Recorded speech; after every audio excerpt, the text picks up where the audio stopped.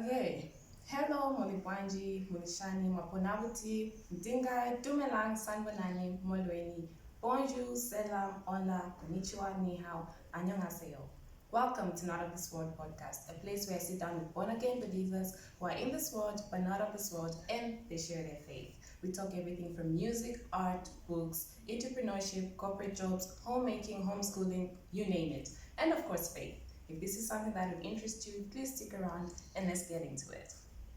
Now, today's guest is someone really interesting. I am so glad I get to have an opportunity to sit down with him and he gets to share his story with the world. So please welcome, please introduce yourself to everybody. Thank you. My name's Madaliso. Yes. Basically, Madaliso is a chartered accountant. Yeah, I did my first degree in production and operations management from CBU. Mm-hmm. Then I went further and branched off into the business world, where I started the chartered accountancy, the Zika program. Yes, and now I'm practicing accounts. Okay. That was a bit of already what he does, who he is. But before we even get into that, into your story, first of all, I say so many languages, greeting in so many languages, so I'm sure I butchered some of them, but that's because I only know at least maybe 3 of them. So did I greet in any of them, your own language? Was any of that in your language? You greeted at least some of the languages I was able to pick. I was able to understand what you meant. And your home language? So I want you to say a greeting in your language. So, Mulibwanji, Mwakabwanji, Mwakaoli. Oh. Okay, so I'm gonna have to. I hope to learn as many greetings in different languages as possible. So I'll have to learn some of those that you just said also. Okay, so now yes, you've said a bit of who you are, but you've got a story. You've got quite a story. So I want to get into that. So first of all, tell us your upbringing. Take us way back, because I've known you for a while. I've known you since I think 2003. Yes. 2003, and now here you are, a chartered accountant, but you didn't just get here. It didn't just boom happen. So for those who don't know, take us back a little. All right. In '99, there was a project called the Lazarus Project, and that's where transformation process actually began from. But way before '99, yeah, in 1993, my parents had a misunderstanding, and then they divorced. They actually separated. Yeah. Then later on, it led into divorce. From that time, 93, 95, our life became so difficult and very challenging. Daddy went on and sold the house that we were living in, because that was our family house. So he sold it and went his way. So we had to move out with mom. My young brother and I moved out with mom. And my older siblings, he gave them something to start up businesses, and him also went his way. So that's how family broke apart. Yes, yeah. And that was the beginning of tough times. Yes, yeah. So then during that period, life was so tough. I remember my mom was not working. Yeah, and in those days, life was so difficult. I remember at some point, we rented a house that did not even have a door. Oh. Yes. At this time, where were you living? Where in Zambia? So at that time, we were actually living in Garden. There's a place in Lusaka called Garden Compound. I'm sure most Zambians Yes, yeah. know So that place, it used to be swampy. That's where people were getting the vegetables from. Then eventually they gave out plots. That's how that place was called. That's where the name Garden comes from. Oh. Garden Compound. I didn't know that. Yes. So that's where we're living. And then when we moved out, so we were moving from place to place. Of course, at some point you fail to pay the landlord, then you'd have to vacate, look for where you can live. Having meals a day was very difficult.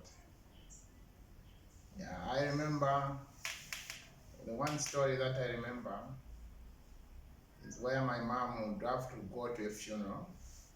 So those women that would cook, my mom would volunteer so that she would get something from the funeral house to bring home for us to eat.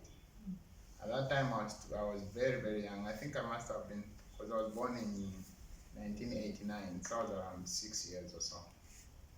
Yeah. So that is actually what birthed us to start going into the street and look for food. Because children like that would want to go out there or ask your colleague for anything or whatsoever you can find along the road to just give you something to eat. So that's what began the story of us moving. So within Garden, would move. At that time, around 96, there were very few bakeries in Lusaka. Very few. So we'd walk, and we knew the time when they were dumping their garbage and the wasted bread and flour. It was between 5 and 6. So we'd walk from home all the way to one of the bakeries in Emersdale, and another one just in Garden, to go and pick from those the leftovers, the garbage, the dump, from their dump sites, to just go and pick something that we could salvage and eat. And that's how the street life began.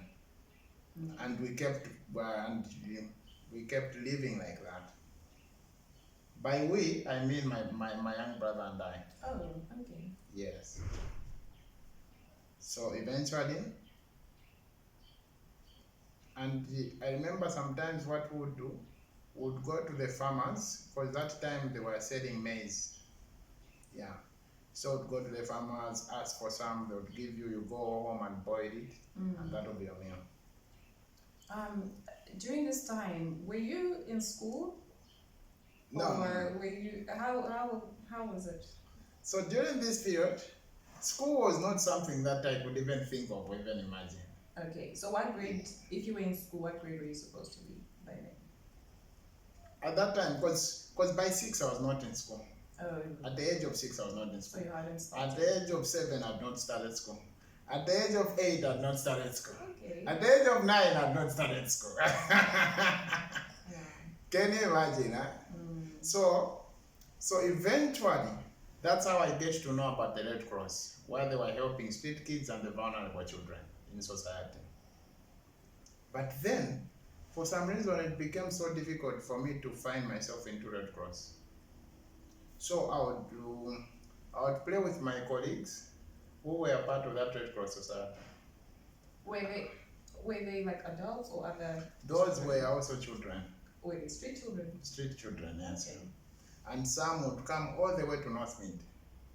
Yeah, and sometimes, especially for my colleagues, would even sleep somewhere within North Mid here.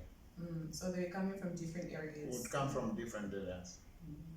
Yeah, you would hear of a story, someone is coming from Copper Belt, someone is coming from everywhere within the city and out of the city.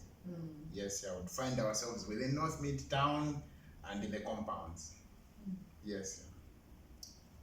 So eventually, life kept on moving like that. Then eventually, Lazarus Project was formed.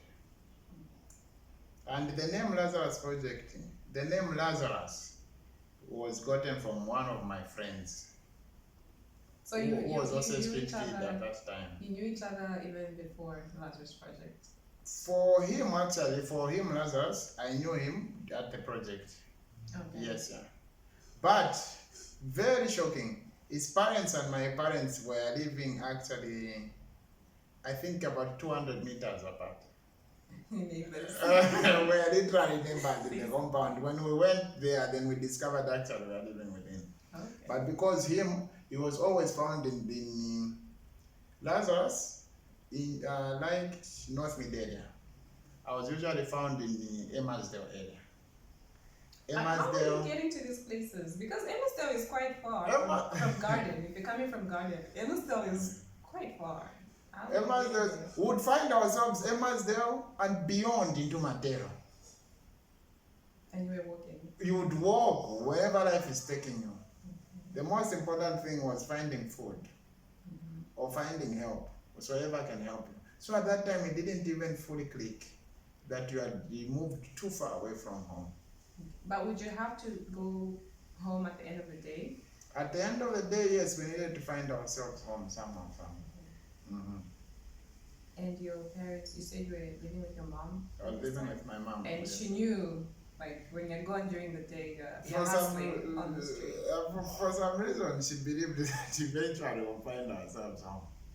You see, for parents, the way it is, like a single mother, I see it even up today. When they do not have any finances to help their children, you'll be shocked that they would prefer their children go and go.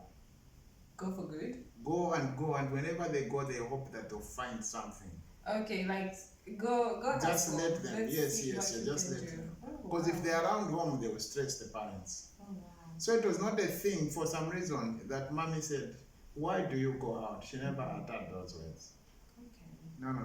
So there was... Because for a parent, it's a relief when, now that I've grown, I have now realized that, actually parents, to them, it's a relief when they don't have their children closer to them the whole day. Because at least breakfast and lunch someone will find for them. Maybe they can think of supper. But I tell you the truth, there were many times that we slept and said, actually, for me, I did not believe that I would grow up. Because life was too difficult, too hard. Future was something that I never dreamed. Okay. Actually, I remember even my mom, she always confessed, she always thought that I would die. Oh, wow. So you never saw yourself living long? No. You thought you'd die Because, in the streets or something? Either in the street or die out of hunger or may never wake up. Because, to be honest with you, you see, we lived in a place where there were no wall fences. So you would see your neighbors in the morning, they are washing pots. Now, imagine somebody cooked in Shima, so they also get to clean. But when someone prepares in Shima, there's always that, there was always that Shima that remains, and then they put in water, okay? For those who don't know, Shima, we call it pap. We call it pap in South Africa. Oh, so that's what you for call it? others would say pap, or I don't know another word. Okay. But Zambians know Shima. We call it in Shima, the hard porridge, okay? Yes. So for us, so what I would do, I would go to those people wishing to wash their plates so that I can remove that from the water and eat it. Ooh, okay. Can you imagine? Now, not even thinking that there's washing paste in it. Yes, Not because even you have to thinking that the soak, water you have is to dirty. soak the pots for it to soften. Yes, yeah. Yeah. And then this is somebody that did in the night, Yes. already soaked it. So at the time they are taking it out for washing, because in the neighborhoods there are no kitchens inbuilt and sinks, so people wash from outside. Yeah. So you are Sometimes able. just put a bucket or something. Correct. Yeah. So you are able to tell that your neighbor is now preparing, they are trying to clean their plates. So I would go to those people and want to help them so that I can remove the water out and eat that. Can you imagine? So a person like that can't imagine the future. Because for you, as long as you get some energy, that's important for you. So it's like a living day by day. As long as you make it through this day. It's just stay. I remember there were days where it became so bad that now walking became a problem and we were just sleeping in the house. And we slept for many days. Many days. I don't know where mom went. She came with Irish potatoes. After many days of starving. Then we boiled it, mom boiled it, and we began to eat it like that. It's the first time I ate Irish potato, just you boil it, like sweet potato. You just peel it and begin to eat it. And yes, and eat it and drink water. And that was our delicacy. We made sure that we didn't finish it because we needed to eat it at night and eat the following day, and we ate it like that the whole week until it ran out. So in 99, I just saw people. Actually, that day I wasn't there again, I was in the street. So sometimes I'll be in the street, sometimes I'll go out on the street to sell stuff for mom. Was she like a business? Yes, because she was also selling roasted maize, yes, yeah, groundnuts and a few other things. Were these stuff she grew herself? No, those were the stuff which she went into Soweto market. We have a market in Lusaka called Soweto market, where she would go and buy and sell. But you see, it was not at a large scale, where you can conclude to say, okay, my mom is a business lady. No. It was very, very small quantity. So her target was to sell. Should they run out? Should they completely finish within, let me say, sorry, quickly run out within a day? Should again get into Soweto, order and bring back on the street. For the same day. The same day, because the capital was very small. That's why it was not even enough to pay rentals. So there were times where I went now to cover as you would go out and try to order some more. Yeah. So that's how I got exposed to the street world. Yeah. And that kind of business, to some extent, it got me exposed also early. That's what made me to switch and become an accountant. At least at that background early. You already knew how to, new numbers, how to spell and stuff, yeah. Okay, so how did you, so fast forward, you ended up at Lazarus Project. Yes. So now, how did you find yourself? In 98, towards the end of the year, someone came to our home and they said they were looking for children below the age of 10.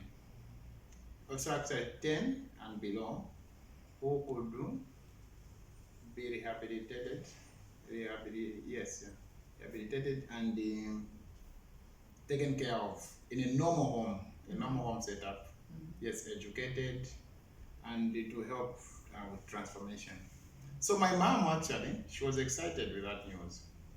It was like something you've never dreamt or even imagined, and then somebody comes to your place at your doorstep. But funny enough, because that project was for the church, and it was begun by the church Northmead Assembly of God. Now, because it was begun by the church Northmead, which is in Northmead, the area which is infested with so many street kids, and they only needed 5 people, which means that that day it was easy. They should have just walked out of the gate to the street and just pick 1, 2, 3, 4, 5. But that didn't happen. At the point they were picking people, one colleague of mine, who was also a street kid, told them that he knows of someone who happened to be me, who was not based around here, whom they could do, if they were patient enough, he was willing to take them to my place and show them. And for some reason, Uncle Flenny, one of the people one of the project managers, was willing to go with him. So they went all the way. That's how they got to my place. Garden. Yes, garden compound. Reached there, they didn't find me. They found Mom. Thank God. Mom was excited with the news, gave her all my details, and they mentioned, they said after 3 months, because I think that must have been in October, after 3 months it was going to be December, January 99, the project would start. So they got my details, and that day they didn't find me, and that's how they left. Then after I think two months or so, they came back to our place to assure us that the month that follows, they will come and pick me up and take me to the project. So I'm arriving home in the evening, and Mom gives me this excitement. For me, it was too good to be true. For the first time, I thought, okay, so I'm going to read, I'm going to write, Then now I began to think future. And at this point, you're not yet in school? No, at that point, no. Actually, many people wished to help me with their school, but for some reason, they thought I can't be educated. Why is that? I don't know why. Some people said, no, you are too playful, you can never be educated. You can never concentrate at school. So anyway, yeah. So that's how, in 99 January, We came here to church, 15 hours, 14 hours, waited and waited. When nothing was happening, I was thinking, Lord, is this going to happen? I'm going back. Then eventually, I saw people coming, and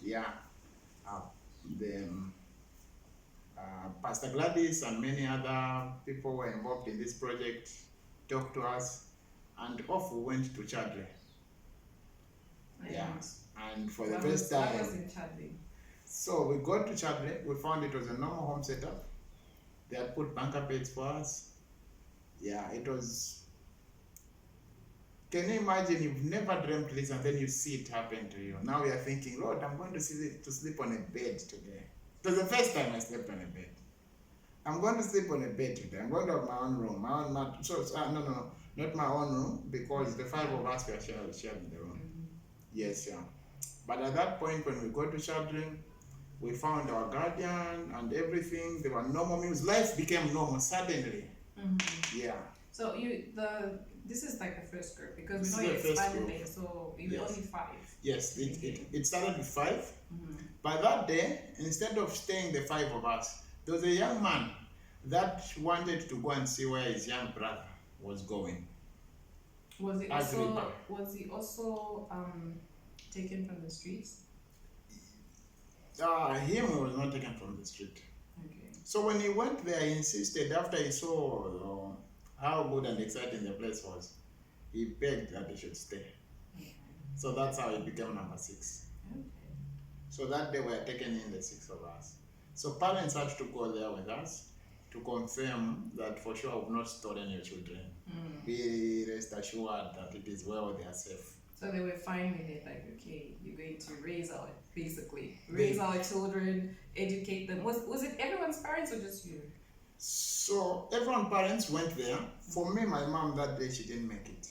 But everyone's parents, yes, yeah, everybody was taken there and given that assurance. And because it's a church, of course, stories came up. People are being told. I remember my mom, she was being told, how can you see all your boys because of hunger?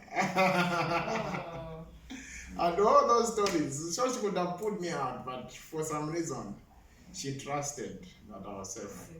Yeah, it was a do or die. It's either it works or we don't know what will happen to your situation. So, okay. And tell me more about Chadley. So Chadley, first, in Chadley there we stayed for some time in Chadley before we actually went into school. So that's where we're introduced now to Christianity. Yeah, that's where actually I received Christ as my Lord and Savior. Okay. In Chadley, because our guardian was a pastor. I was taken there at the age of 10. And that's when you got born again? Yes, at the age of 10. So our guardian was a pastor. Of course, there was devotion in the morning, devotion in the evening. Yes, yeah.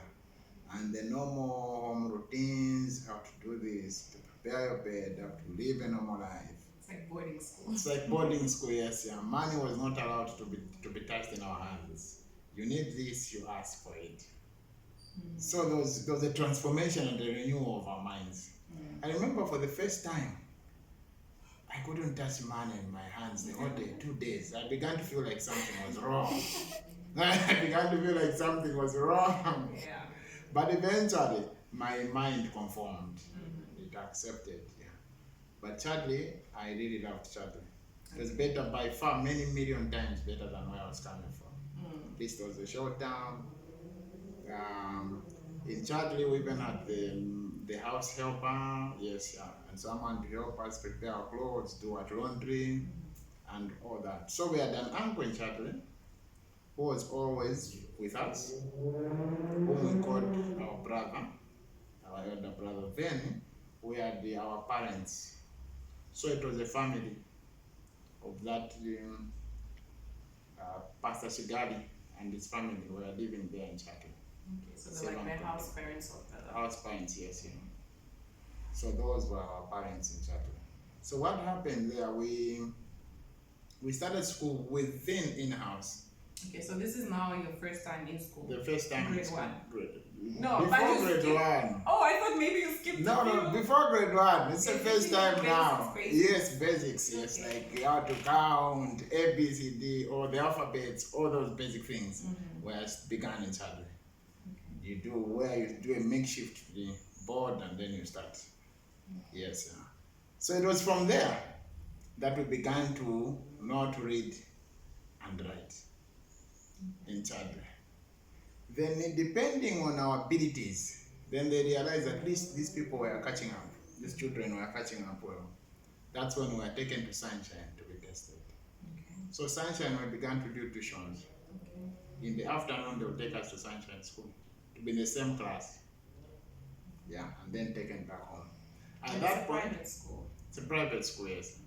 At that point, mind you, I couldn't speak English. Okay. I didn't know that. Yes, I couldn't speak English. And then in childhood we were taught no nyanja, so you just keep quiet. Or you go to your uncle, you say, I want ABCD, then he tells you, then you go and say. So you have to translate it You have in to English. translate, and yes, then then you go. you go and say Okay. it. Yeah. So even at Sunshine, it was the same thing. That's how we began to learn. We learned, I think, for a month or so. Then after that, sat for a test. And from the test, that's when they put us in respective classes. Yeah, I remember Edward was my other colleague, was taken to grade 4. I was taken to grade 3, and others were taken to grade 2 and 1. Also, you went like from learning basics to grade 3 They in one year. So I skipped. Wow. So it was the first time to hold a pencil, the first time to learn how to read and write, the first time everything. Actually, I was putting grade 3 because my handwriting was slow for me to catch up. Okay. It lagged because within 3-6 months you can't improve at everything. So was this placement in grades for you? Was it based on your level of intelligence or your age? Because No. at this point you're 10 years old Yes. and you're starting school. Yes. And you go straight to grade 3 after just a few months. Yes. So is it based on, okay, this guy is smart, let's take him to grade 3, or he's a little old for grade 1, let's take him to grade 3? No, How no, did it no. come? So it was based on the IQ. Because you see, for me, the first time I remember, the first day we did the alphabetical order. So they just taught us what it was. Then the following morning, they never taught us that we were going to sit for the test. Okay. So the following morning, I just see papers coming, and then they say, okay, number 1, write A. Number 2, this, A, B, C, D, whatever. Now, my mind couldn't connect. So I just wrote what my memory was telling me. I saw something like this. I saw something like that. Because it was the first time you introduced to me this thing, and tomorrow I should sit for the test without telling me. So I wrote, but I mumbo-jumbled because I didn't know what A was, but I remember that it was something that looked like this yesterday. So because of that, my teacher did 7, then eventually I said, I think 0, because I can't really confirm that you actually did this. But my colleagues, because they had in the past at Red Cross, they were going to school. They got at least, others got good grades, others just like that. But I was the lowest. So the day number 3 of entering class, actually that very day when I failed, I told the highest that I want you to help me. But you see, there at the project there was no money. So what do I pay for you to give me what you have? This is what I did. I've never told people, but this is what I did. I told him that I'll give you my portion of Njema. So I'll give you a portion. Please give me what you know. Teach me. So he taught me that very day. He taught me and I gave him a portion. Sapa, I gave him a portion. Wow, trading pub for knowledge. Yes. Njema for knowledge. That is incredible. So when we sat for the following test, I got 17. The teacher was shocked. You got 0 yesterday. What happened? I did the same method. The 4th day, I had 100%. Ooh. So now, my other colleague was offended. He said, but what happened? Now you were at par. So from there, that's when everything changed in my life. I liked school so much, I began to study every day, wanting now to know how to actually read. So before long at Sunshine, they realized that I could do what people in grade 3 can do. And actually even the people in grade 4, I understood. So that's how they said, but your handwriting, we still need you to learn to practice, yes. So because of that, we'll drop you by 1. You'll go to grade 3. Then this one, your colleague, Ed, the one who was helping me, at least his handwriting is good, so him will go to grade 4. So then all my colleagues now went to the lower grades. I remember there was one who was the eldest boy in our group, but still went, I think, to grade 2 or grade 1. How Because old was of the the oldest in ability. your group? Yes, yeah. How old was he?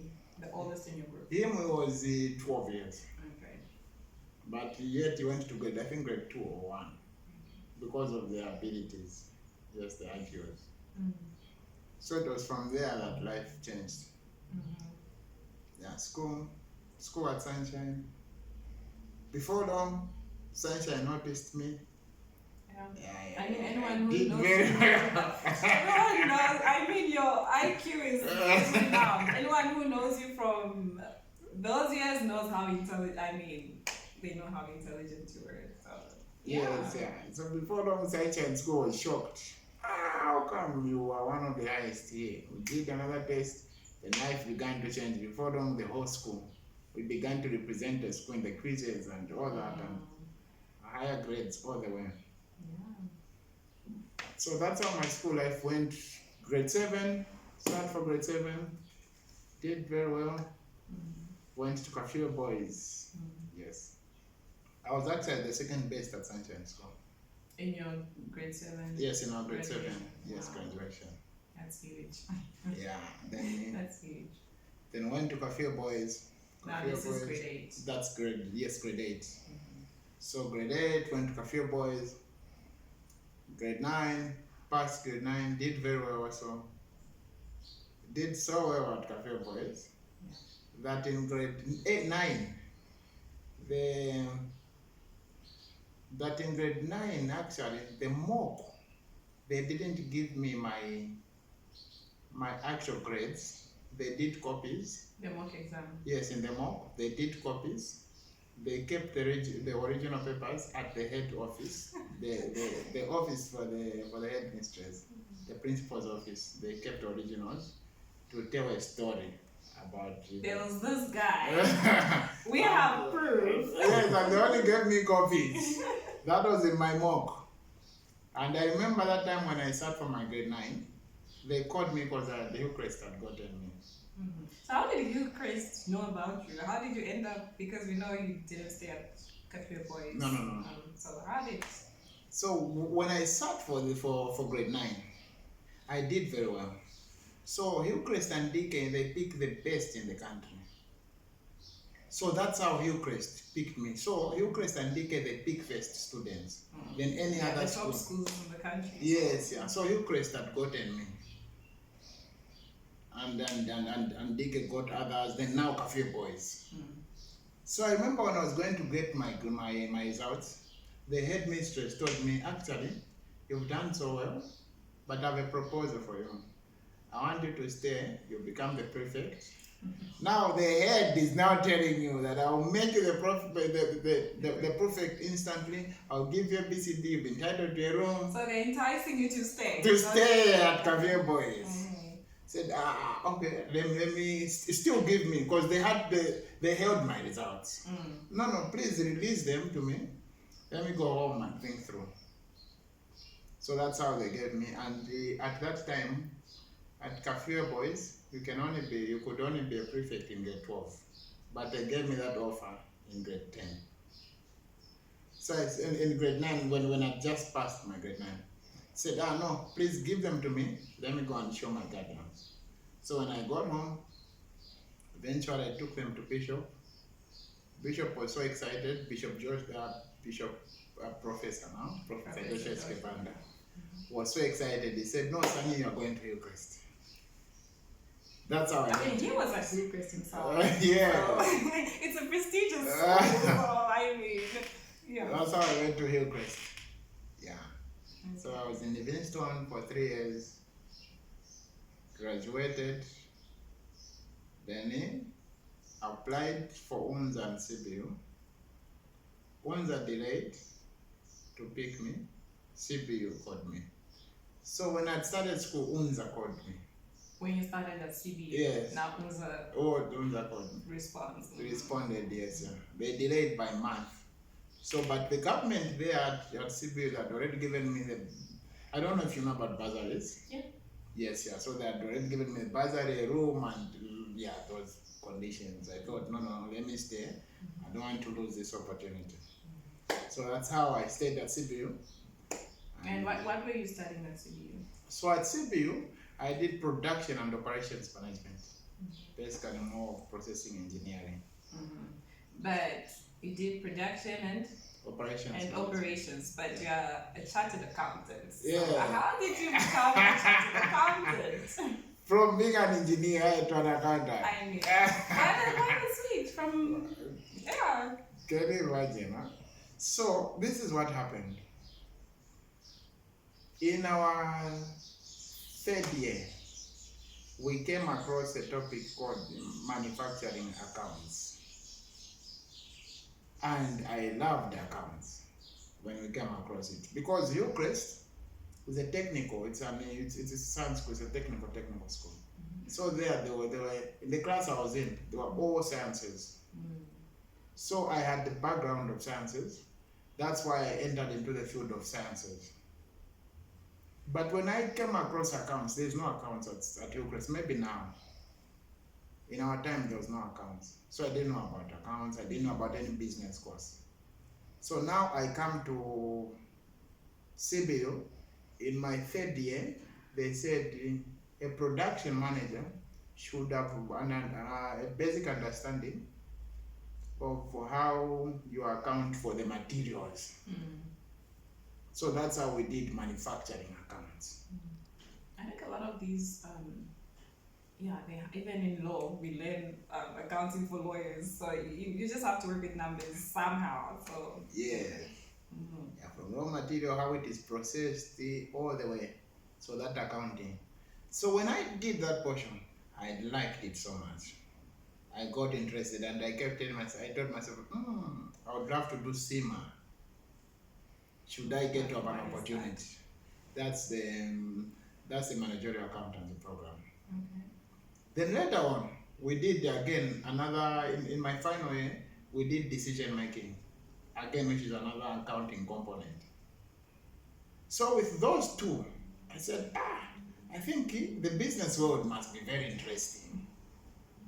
That's how my mind began to move away from the engineering world into the business world when I came across such things. Yeah. Perhaps maybe it's because I did not have someone to really run me through when I was just done with my grade 12. I could have branched off career guidance. I could have gone through instantly. But what I'm doing now, I feel that still production management really helped me a lot. Okay. So you still completed was it a degree? I did my degree and I was one of the best at CBU. Okay, so in production. In production management, yes. Sir. Okay, and then I graduated with a merit, then went my way, began to work. Yes, sir. Then I worked for 2 years. Then there, my supervisor preferred me to go and work to the accounting departments. So again, it's like something was still pushing me to the business world. So they began to encourage me to do a lot of these things in the accounting here and there, assist them in the background. Then I thought, in Zambia here, it is not lawful to enter into someone's land, to enter into a different field without you being a member. Because I was a member of Zambia Manufacturing. Yes, yeah, there's a POM. Zambia Institute of Production Management. That's where I was contributing my annual subscription. Not in the accounting. And yet, you're working in there. I'm being found in there. So for me to subscribe under the accounting, I needed to do accounts. So that's what prompted me. I went around, did my homework, did my research, and I sat for Zika. Yes, the Zambia Institute of Chartered Accountancy. I did the SIA Zambia, which is Chartered Accountants. Yes, yeah. Okay. So that's how I did it. And I went through that process. It was very exciting. Actually, I was exempted in a number of things because of the other degree that I had in production management and the background. Yeah, but when I went through that program, again, I was the best in the country this time 3 times. Whoa. Yes. Oh man. Yeah, so Oh man. that's when I went through all the way, then eventually graduated. Yeah, and that's how I began to practice accounts. And now I'm a chartered accountant. Okay, so a chartered accountant Yeah. working for, okay, I'm not gonna say where, we don't want, just for security, you know. But yeah, you're a chartered accountant now, you're a family guy now. Yes. Married I'm with married, kids. Tell yes, us how that happened. Okay, Where did you meet? I met my beautiful wife at CBU. Yes, in my final year. She was not really a student at CBU, but at that time she came to do something at CBU. So she was there for attachments for some time, for about I think 3 months. So for some reason, that's how I bumped into her, and the relationship began. Or destiny, So I don't before know. she left, at least we had already solidified the relationship. Yeah. And The following many years down the line, yeah, we got married. yeah. When was that? So we got married 3 years ago. Yes, 2023, February. So we are 3 years in marriage, and we did 2 months or now. Yes, yeah, and some months. Okay, that's great. We have a beautiful daughter, Rachel. Yes. And how old is she? My daughter is 3 years old now. Okay, what's it like being a dad now? I mean, from the hard life you've described and now just being a parent yourself, how has that changed you as a person, and how do you look at parenting, considering you saw how your mom struggled, you didn't, Yeah. you grew up in a broken home, really, Yeah. one parent, and now you're a dad yourself. How has the experience just shaped how you see parenting and family life? Yeah. Parenting is not, it takes a lot. It's not as people see it out there in movies. But one thing that I've done, I've told myself I will do everything I can do within my ability to make the life of my children a million times better than it was for me. So, sometimes you want to tell your daughter that, actually, I went through ABCD, but I can't understand. And that has been my prayer, that they should never live to understand. Because if they can't relate where I'm coming from, then it means I've done it. But if I tell them, me, I used to sleep in a house ABCD, and they're able to connect and see the house where we are in, then it means I'm not a good dad. So, but one thing I've done, in my home, I know my life is very busy. I make sure the principles that I learned at the Lazarus Project, I've inculcated them in my home. Bible study. Yes, yeah. Respect for people. Give time to school. School, I believe now, that is the best teacher, and that's the best gift your parents can give you, because they may not always be there. But if you're educated, life will take you beyond where I have reached or even imagined. So I'm always there for my kids. And in my home, I make sure that we resolve matters amicably. We don't take things out of proportion. Because I wouldn't love to go separate ways with my wife, and then my children bear the punishment.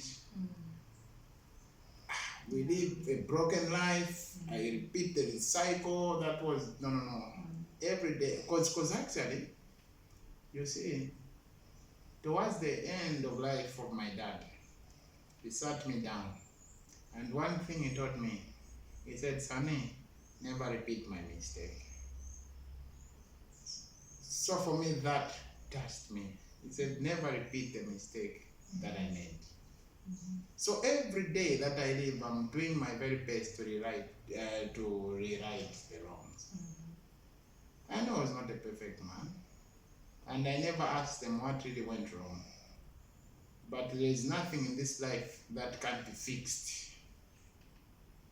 Yeah. Yeah, a lot of it takes the grace of God, really. Yes. Yeah. Yeah. So, I mean, just to go back a little bit, you're one of the few handful success stories of the Lazarus Project, just from where you began to where you are.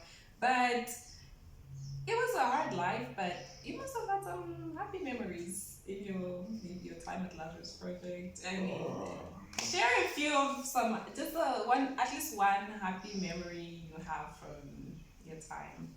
At the Lazarus Project, Yeah. there were so many. Anything interesting? I mean, you met so many people. You probably did a couple of things. So just a fond memory you have. Actually, there were too many. And actually too many surprises. You see, one of the things will be I'm trying to collect pieces, but one of the things is, I remember one day you just knocked off from school, you are going home, you find these packages. Okay, people had come home and they brought gifts we didn't know about, and I think they couldn't wait. It was late, so they left. So you're reaching home, you find everybody has their own box, and you open, you find their clothes, shoes here, and all that. To me, that was exciting. Because you see, in the street, we never had shoes, by the way. We walked barefoot. And to us, in our mind, it was normal. And yet it was not normal. So to find somebody brings you a very good, expensive gift. The Americans are coming, they want to greet you, they want to associate with you. Now you think, okay, so me, those are happy memories. Some people who, and I'm glad for that, they support such projects, they send gifts and stuff, and sometimes I don't get to see the appreciation of the people receiving, so here's one of the people. It's kind of fun memory of receiving shoes and one of the people you have. Yes. Yeah, I'm really glad to just share your story with the rest of the world. Last year we visited a home, a children's home, and a lot of them were just different stories from different backgrounds. And I saw some of the boys there, and it just took me back to Lazarus Project. I was like, they don't know that life can be different, life can change, and I really wanted your story to inspire. Someone sees your story, hears your story, and says, if God can do it for him, God can do it for him. He's still the same God. So yeah. Just in closing, I want you to share the gospel in under 2 minutes. You can do it in English or in your language, but just for someone watching out there, they don't know what is salvation, what is the gospel. This might be the opportunity to hear it. So just under 2 minutes, how would you summarize the gospel and what it means to be born again? You see, for me, every time that I live, I feel, and I'll be honest, I feel that I live a borrowed life. I feel that, because every time I look out there and I'm saying, I would have become that, or maybe I would be dead by now if Christ had not found me. For me, he actually found me. Because who would say there's a boy at such a place and people walk there? Unless the Lord was with them. Unless the Lord said, go and pick such a person. Because the person that led them was also a street kid. God is faithful. Actually, he found me when I was too much into sin. That's the message of the Lord. So for me, God has been faithful. And you see, trust me, I do not know who you are and where you are. Whatever situation you are in, God is able to do exceedingly abundantly. You see, as a future which is so bright for us, sometimes when you're thinking tomorrow, you think it can't work. Yes, it can work in Christ. It will surely become, because the Bible says, no eye has seen, no ear heard the things that Christ has kept for those that love him. And I tell you the truth, trust him, is faithful. He who called you is faithful. Sometimes it looks like he has not called us because of our present circumstances and situations. Trust me, there were many times that we cried, many times that we were hopeless. But here we are. Today I've got people that are under me, several people. And you think, did this happen by chance? No. God wrote it in his book, Psalm 139, that he says all the days of your life were written in his book before each came to be. So my advice to you, trust the Lord. Love the Lord. Receive him as your Lord and Savior. He will make a way. He will make it possible. For your own information, I am the only Lungu child in my bloodline who has gone this far in academics. That is what God can do. A family that had no one to talk about school, I'm the only one that today can even speak English. God has been faithful. And he will do it for you. Amen. Yeah. I mean, if we don't have Christ, we have nothing. We are lost not only in this world, but in eternity as well. So without Christ, really, what's the point of any of it? So thank you so much for your time. And yeah, we conclude here. So for everyone watching, please consider subscribing, and yeah, so that you can see more of these videos. Thank you.